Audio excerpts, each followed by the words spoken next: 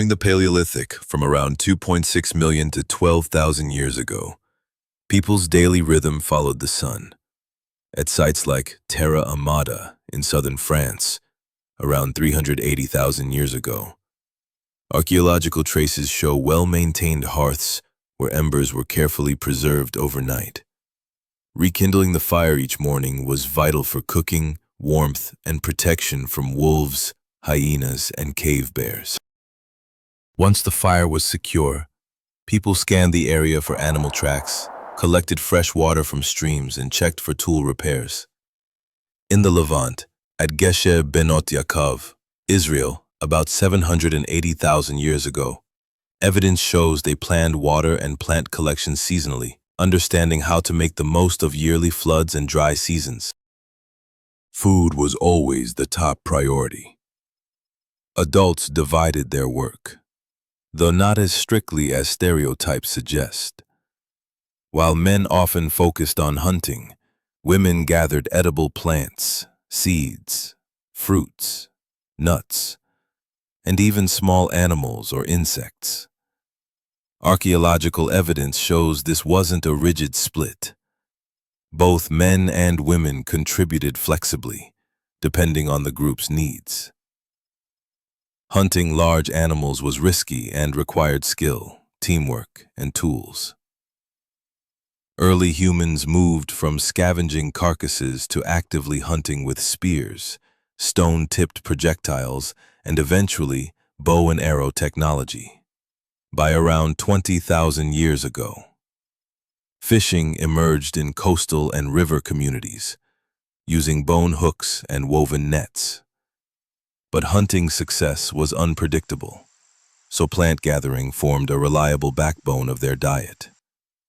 Studies of fossilized dental plaque have even revealed traces of herbs with medicinal properties, showing sophisticated plant knowledge passed down over generations.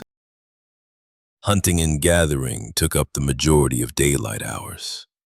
In Europe, sites like Box Grove in England, 500,000 years ago, have revealed horse shoulder bones with clear spear injuries, showing that early humans hunted directly, not just scavenged. At Schöningen in Germany, 300,000 to 400,000 years ago, archaeologists found wooden throwing spears perfectly balanced for hunting large animals. In coastal areas, for example, at Clace's River Mouth Cave in South Africa, humans harvested shellfish and fish using bone tools and woven baskets. Gathering was no less crucial. In the Shanidar Cave of Iraq, plant pollen around Neanderthal skeletons suggest they collected medicinal herbs. Studies of tartar on teeth from Paleolithic humans in Spain have revealed traces of wild legumes, acorns, and even yarrow, a plant still used today for wound healing. Gathering these plants took deep knowledge of local ecosystems, knowing where and when to find each edible or medicinal species. Despite the classic caveman image, caves were just one kind of shelter. Caves were useful for harsh winters or seasonal storms, but not always available. Early humans built structures from wood, bone, and animal hides. Sites in Ukraine, for example, reveal huts framed with mammoth bones and covered with skins, while traces in France show oval-shaped wooden houses. Inside these shelters, spaces were organized for sleeping, tool-making, cooking, and storage. Fires had to be carefully maintained, waste cleaned out, and structures repaired after storms. Maintaining a safe, livable home was a constant task. Though caves like Lascaux, France, or Altamira, Spain, are famous, they were only seasonal or opportunistic shelters. In many places, people built huts and other structures.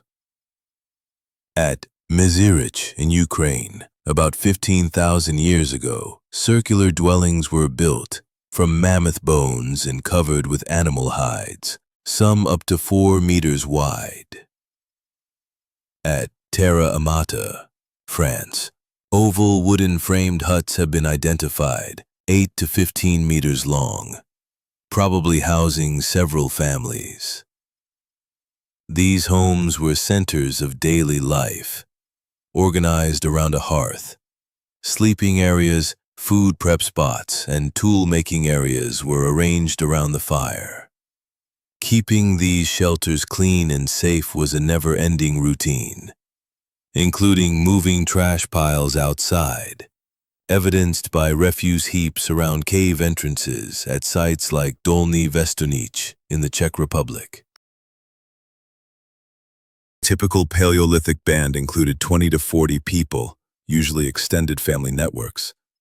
Far from being isolated, groups interacted widely. At the site of Sungir in Russia, 28,000-year-old graves include beads and ivory spears traded from distant sources, suggesting a broad exchange network.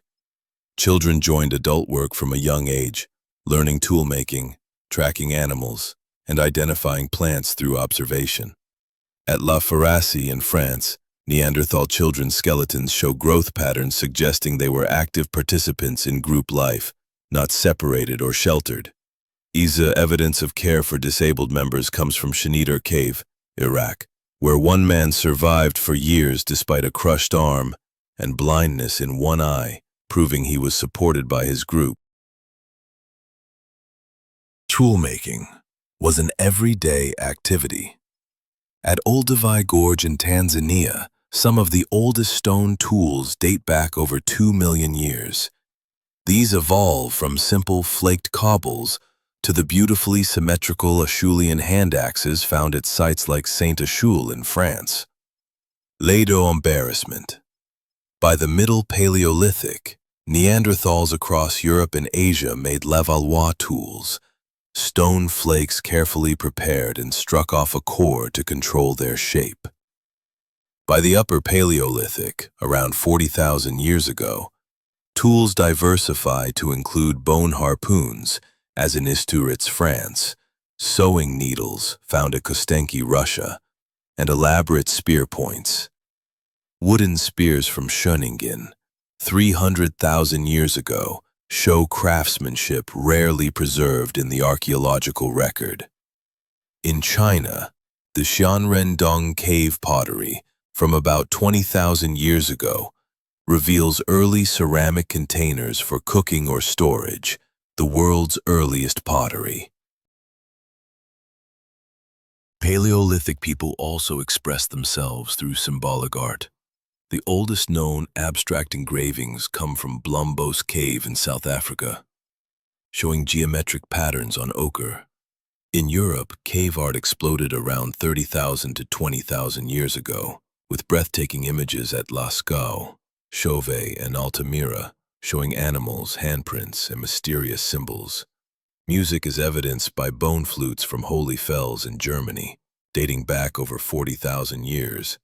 Capable of producing multiple notes. While few drums survive, ethnography suggests they likely used stretched hides over wooden frames or hollow logs. Paleolithic people were masters of adapting to climate swings, such as the harsh Ice Age conditions. In northern Europe, they hunted reindeer, mammoths, and woolly rhinoceroses, while those in Africa focused on gazelles and warthogs. They moved with the seasons, adjusting their diet, hunting strategies, and even settlement size. Evidence from Abri-Poteau in France shows repeated seasonal reoccupation as resources changed throughout the year. Contrary to popular belief, mass violence was rare, with far fewer skeletons showing weapon injuries than in later farming societies. Cooperation, trade, and mobility were key to survival.